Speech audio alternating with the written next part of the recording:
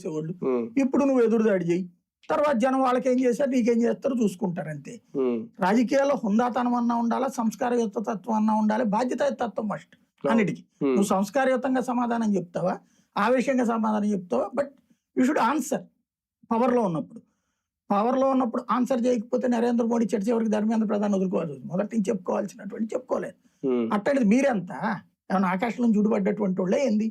కానీ పెద్దానికి ఇంకోటి పోలీసులు వాళ్ళకి ఇంకే పని లేనట్టు దొంగతనాలు, మర్డర్లు, రేపులు ఇన్ని రకాలు జరుగుతూ ఉంటే ఇవన్నీ వదిలేసి రోజు రాజకీయ పార్టీ వాళ్ళకి నోటీసులు ఇస్తా కూర్చుని అదే పని మీద తిరుగుతూ ఉంటే ఏంది ప్రయోజనం?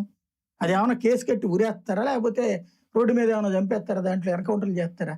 ఏమైనా ఉందో పరిమాణ కేసులు తప్పించి వాళ్ళకి ఎఫ్ఐఆర్లు బొక్క, కోర్టులు, పోలీసులు టైం దండగా తప్పించి చివరికి ఎవరిని పోషిస్తున్నాం అని అంటే లాయర్లు నేను కోర్టుల్ని, పోలీస్ స్టేషన్లని పోషిస్తున్నాం.